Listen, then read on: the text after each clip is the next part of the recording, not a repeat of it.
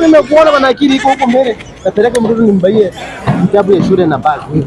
Huyu mtoto yangu. Mimi nilikwambia na wewe. Hii ni kama unielewa unanitambanisha ama? Wacha nikwambie tu kweli kwa wewe ni rafiki yangu. Mimi nilikwambia hiyo familia ulioa ndani hawakangi kwa ndoa. Unaongea mambo mbele ya mtoto. Mimi ndo nakwambia na sasa tunaona tumejua mtoto.